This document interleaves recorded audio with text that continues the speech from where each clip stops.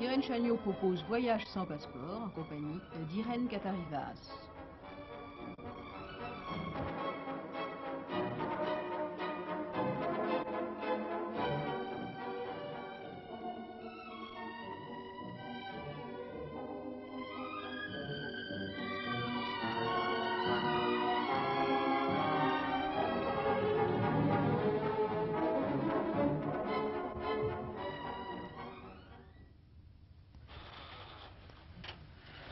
Irène Catarivas, ses lumières annoncent la vie nocturne de Jérusalem. En fait, de vie nocturne, vous savez, Jérusalem n'est pas tellement gâtée, du moins en ce qui concerne l'appellation vie nocturne. Jérusalem est une ville très sérieuse, c'est la capitale de l'État d'Israël, c'est la ville sainte par excellence.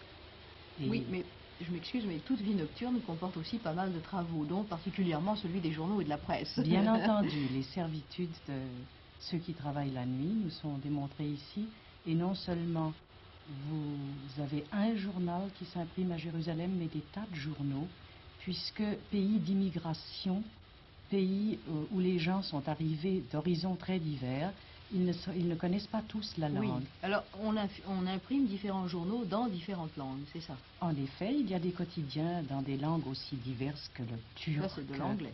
Oui, l'ancien journal s'appelait Palestine Post, aujourd'hui il s'appelle le Jerusalem Post, c'est un quotidien de langue anglaise, de même qu'il y a un quotidien de langue française, et également des hebdomadaires.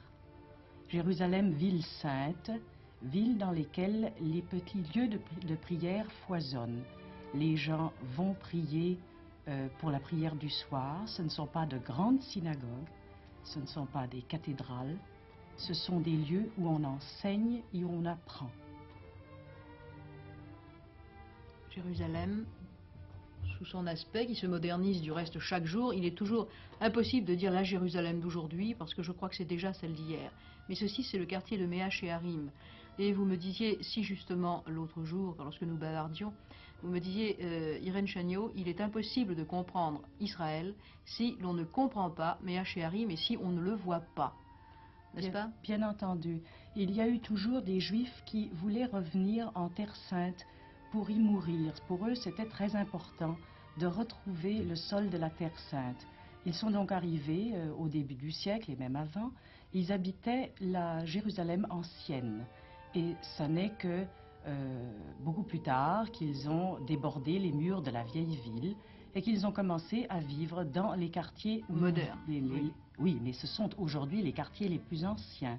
C'était en particulier Méa Shearim, c'était le quartier de Montefiore, c'était toutes sortes de quartiers pour lesquels ces gens-là ils devaient avoir un courage fou pour aller au dehors des murs de la ville ancienne.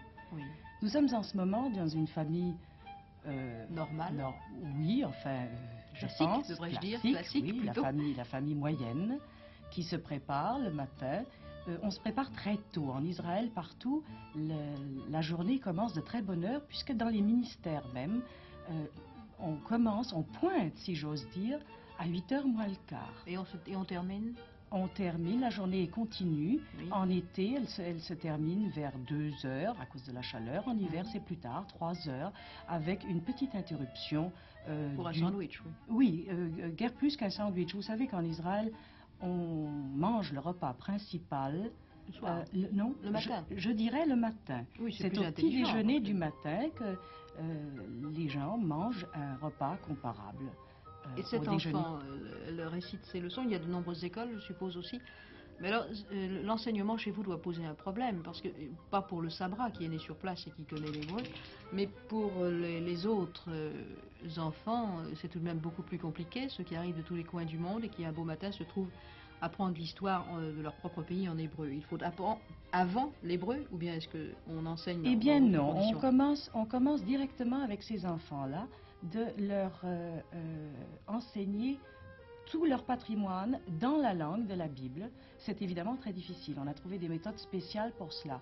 Lorsque ça se passe dans un village de nouveaux immigrants, ça n'est pas difficile puisqu'ils sont tous du même pays. Mais lorsqu'ils arrivent dans une ville, Jérusalem, comme nous l'avons devant nous, il y a des écoles spéciales d'accueil, des classes spéciales d'accueil aux nouveaux immigrants. Oui. Jérusalem éclate de tous les côtés. Et l'on construit maintenant en dehors même des propres remparts, je crois, d'autrefois. Là, on est au centre de Jérusalem Nous même. sommes devant les bâtiments de l'agence juive, c'est-à-dire le centre du nouveau quartier d'habitation de Jérusalem. C'est ça. Et nous sommes, maintenant, nous voyons arriver les étudiants oui, vers... un aveugle avec son chien, je ne sais pas si... Voyez-vous? Oui, c'est de cette façon il a que les chiens chiens loup. aident. Il a son ami loup.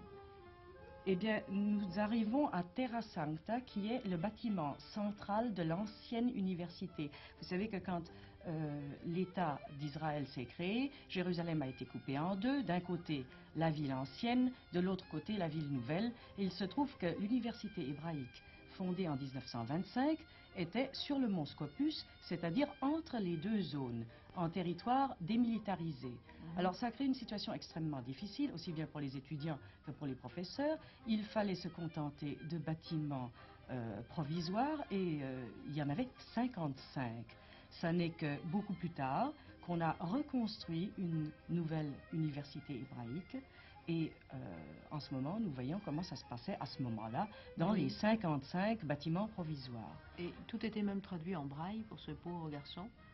Oui, nous avons une expérience malheureusement assez grande dans ces problèmes d'éducation aux aveugles, ce qui nous permet même d'exporter, si j'ose dire, des spécialistes dans les nouveaux pays d'Afrique où également la cécité est très grande. Enfin, il y a beaucoup de jeunes aveugles.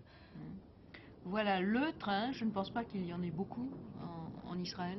Non, il y a une ligne qui monte sur Jérusalem, il y a une ligne qui descend vers le sud, et finalement, il faut bien dire les choses, en Israël, on n'est pas tellement habitué à voyager par le train. Le réseau routier est beaucoup plus important, et lorsque quelqu'un désire se déplacer, il le fait en autobus. Rarement par le train. Mais les marchandises, bien sûr, oui, bien sûr. On les transporte tout de même par le rail. Je dois dire que le matériel des chemins de fer israéliens est en grande partie du matériel venant de France. Ah, et nous sommes très fiers. Il y a eu un emprunt. Et vous savez que le matériel français est excellent. Merci.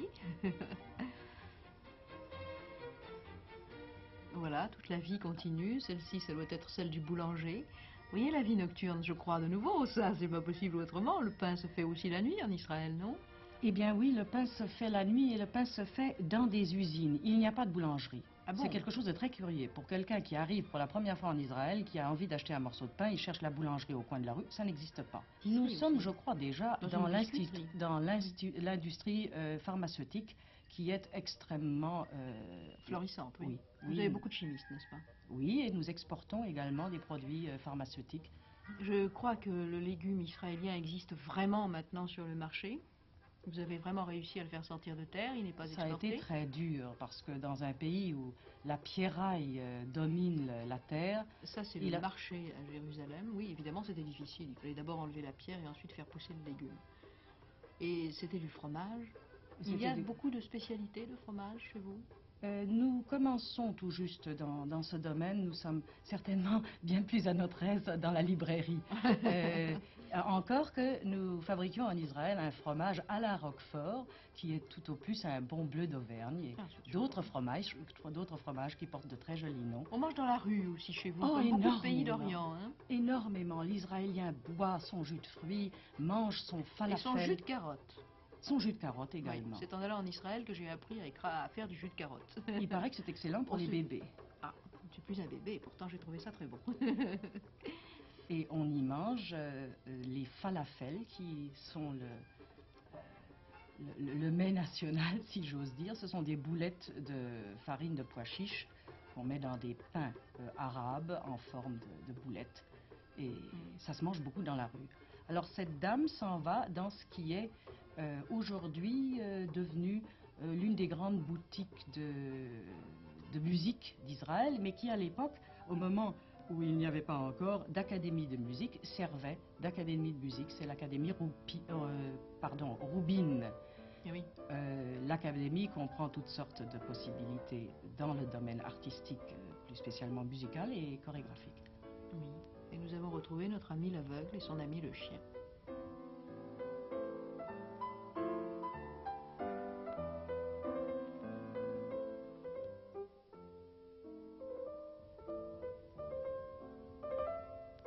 Ça doit être les parents attentifs, vous ne croyez pas? Et admiratifs comme il se doit. Oui, tous les parents sont admiratifs et je crois que c'est une chose C'est merveilleuse de voir que ce garçon, qui est sans doute un blessé de guerre, Oui. a retrouvé une activité. Et un moyen de gagner sa vie. On a fait énormément d'efforts, nous avons beaucoup de téléphonistes aveugles. Voilà ce qu'il a dû se passer au moment des ruines, n'est-ce pas? Ce que l'on montre aujourd'hui aux téléspectateurs. C'est dans cet état-là que l'on a retrouvé les maisons et... Jérusalem a été très... Enfin, vraiment, il y a des combats horribles au moment de la guerre d'indépendance. Et tout ce que vous avez vu tout à l'heure, c'était la Jérusalem dite moderne, encore qu'elle soit bien plus moderne que ça aujourd'hui. Oui, mais à 5 minutes près, on ne peut pas dire que l'on connaît Jérusalem, ça change tout le temps. Oui, des cahiers d'enfants. Oui, toute la vie par terre. Enfin, Vous savez que la guerre dans tous les pays laisse toujours des traces horribles. Oui, c'est ce que j'allais dire. Malheureusement, nous sommes familiarisés à ces tristes spectacles. Il faut souhaiter qu'on ne les reverra jamais. Vous savez, nous sommes très près. Précisément à Jérusalem, cette ville qui est coupée en deux par ce mur, enfin qui est presque un mur de la honte comme ailleurs, nous sommes toujours très près de la guerre et il n'est pas rare qu'il y ait des balles qui fusent.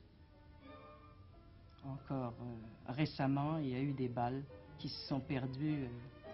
Je peux vous en parler en connaissance de cause. Au-dessus, il y a eu des impacts de balles au-dessus du lit d'un bébé dans la maison d'amis à moi.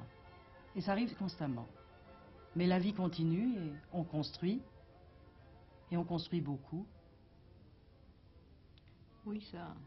Et la jeune génération pousse. C'est un excellent moyen, ça, pour emmener les gosses. On fait ça, oui. Je n'y avais jamais pensé, mais ça me paraît formidable. Vous savez, je ne sais pas, les encorder comme ça n'a pas l'air de leur... Ça les amuse. Ils Sans jouent au doute. cheval. Vous ne croyez pas qu'ils jouent au cheval? On ne sait pas qui est le cheval dans leur esprit, si c'est eux ou bien la maman, mais...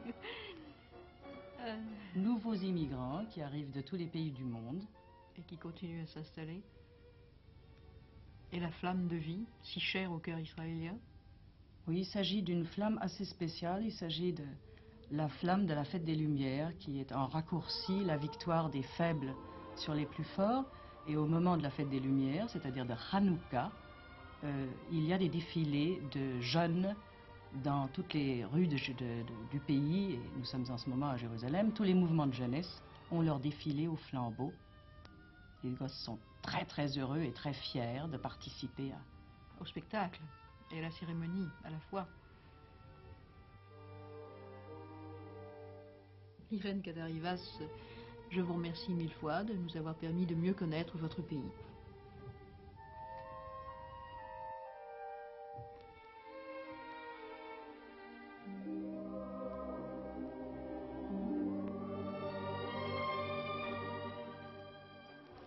Irène Chagnot vous a proposé Voyage sans passeport en compagnie d'Irène Katarivas, montage VO, script Simone Chavaudras, son Jean-Claude Brisson, illustration sonore Dominique Palladier, réalisation Solange Péter.